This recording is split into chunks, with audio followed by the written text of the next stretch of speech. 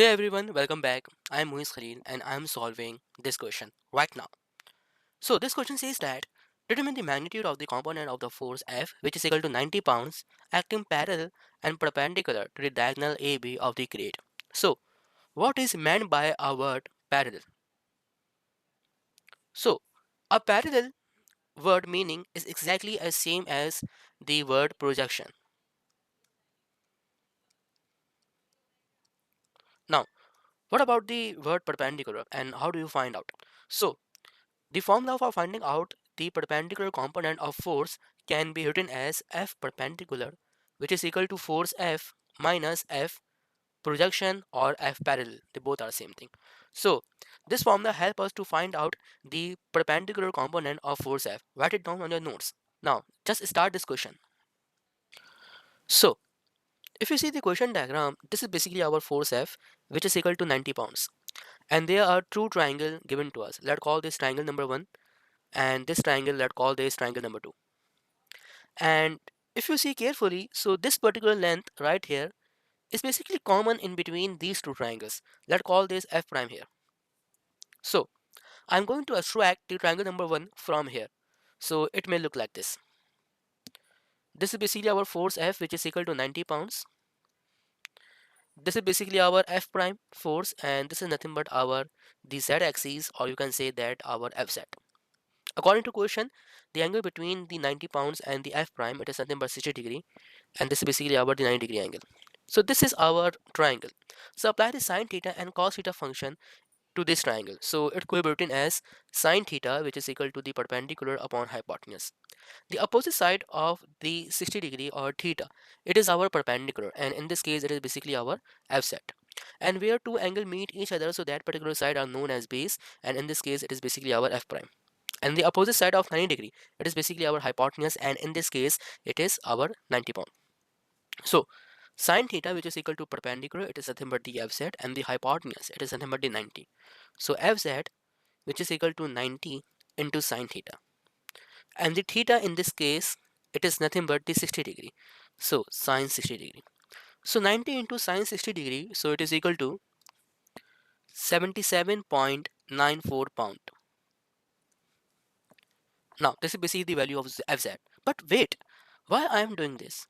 I am doing this just because finding out the components of 90 pounds acting in the respective direction. That's why I am doing this. But what about the f prime? So apply the cos theta function here. So we know that cos theta, which is equal to base upon hypotenuse. Again, base is nothing but the f prime, and the hypotenuse is nothing but the 90 pounds. So f prime, which is equal to the 90 into cos of theta. So the theta in this case, it is the 60 degree, so 90 into cos 60 degree, which is equal to the 45 pounds. This is for triangle number 1, and we successfully find out the value of f prime here. Now this is for the triangle number 1. So let's extract the triangle number 2 from here. So this is basically our the f prime, this is nothing but our fy, and this is nothing but our fx. According to the equation, the angle between the f prime and the fy, it is 45 degree, and this is our 90-degree angle. Again, same as triangle number 2, apply the sine theta and cos theta function here. So we know that sine theta, which is equal to the perpendicular, in this case it is basically our fx. The base in this case, it is basically our fy, and the remaining side, that is the hypotenuse, it is basically our f prime. So sine theta, which is equal to the perpendicular upon hypotenuse, which is sine theta, which is equal to fx upon f prime. So fx, which is equal to f prime into sine of theta. So the value of f prime, which we already found out, it is nothing but the 45, and the value of theta for triangle number 2, it is 45 degree. So 45 into sine 45 degree, it gives us a result of 31.81 pound. This is for sine theta. Similarly, apply the cos theta here. So cos theta, which is equal to, I'm doing that directly, so it is equal to fy upon f prime. So fy, which is equal to f prime into cos of theta. So the f prime, which is equal to 45, and the theta for triangle number 2, it is nothing but the 45 degree. So 45 into cos 45 degree, which is again equal to 31.81 pound. This is for fy. Now let's go to our diagram, and I am erasing some extra thing from here. This is our original force, which is 90 pounds. Remember that. So this is basically our z-axis and it is acting vertically upward.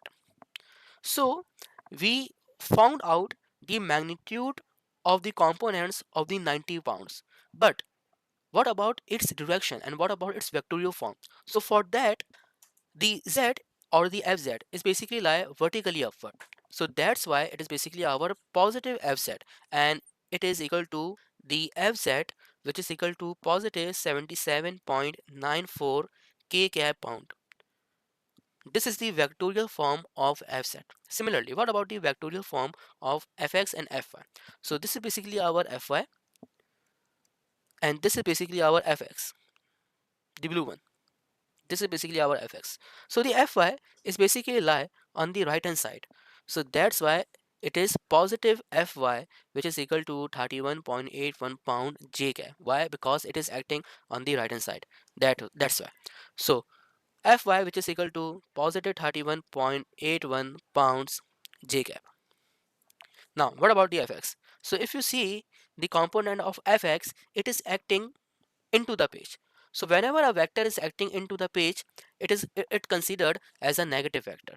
So the fx, which is equal to negative 31.81 pounds I cap. Now this is the vectorial form of the components of the 90 pounds. Now the Cartesian vector of the force F, which is equal to F vector, which is equal to negative 31.81 I cap with positive sign 31.81 j cap with positive sign and the value of fz, which is equal to positive 77.94 k cap pound. This is the Cartesian vectorial form or the Cartesian form of the 90 pound force. So I'm erasing some extra thing from here and this is our first step. So write it down on your notes and I hope you get it.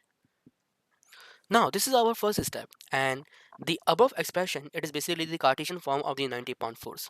Now our second step is to write down the locations of every single point present in our diagram. So let's talk about the point A first. So point A is basically lie on the x-axis only.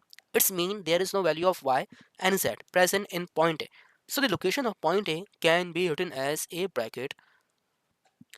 This 1.5 foot distance, it is considered to be the x value present in point A because it is acting out of the page. That's why. So this is basically the positive 1.5 comma 0 comma 0 foot. This is the location of point A. Now, what about the location of point C? So point C is basically lie on the y-axis only. It's mean there is no value of x and z present in point C.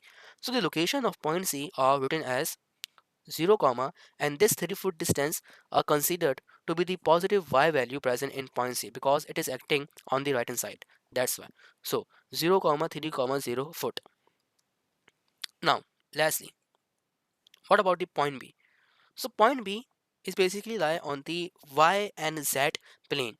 It's mean there is no value of x present in point B. So the location of point B are written as this 3 foot distance and this 1 foot distance. It is basically the position of point B. So point B, it is 0 comma 3 comma 1 and this is basically the positive one because this 1 foot distance is indicated vertically upward. That's why. Now this is our second step to write down the locations of every single point present in our diagram. What about its position vectors? So according to the question statement, we have to find out the parallel and perpendicular component of this force, that is 90 pound force, along the diagonal AB. So it's mean the B is basically our final point and A, it is nothing but our initial point. So the position vector of these 2 points can be written as RAB, which is equal to RB minus RA because RB is the final point and RA is the initial point. So the location of B point, it is nothing but 3J with positive K, and the location of A point, it is negative 1.5 I cap. So rearrange this expression so it becomes negative 1.5 I with positive 3J with positive K foot. Now, this is the vectorial form of RAB. But what about its magnitude?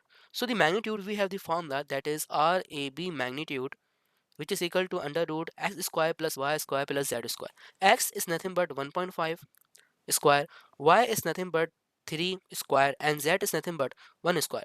But why I am not writing the negative 1.5 here? Because the square above 1.5 will convert automatically this negative sign into the positive sign.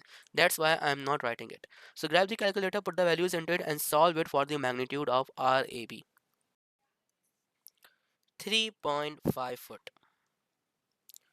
So we successfully find out the position vector of RAB as well as its magnitude. Now let's move to our final big step for finding out a parallel and perpendicular component of the force F acting along the diagonal AB. Now it's our final round, and we just one step away from finding out the parallel component of force as well as its perpendicular component of force acting along the diagonal AB. Now let's finding out the parallel component of force or the projection of the F vector along the diagonal AB. So we know that the RAB position vector into the force vector, which we already found out from the beginning of this video, and I hope you get it why we find out. Just because it is the requirement of the question. That's why.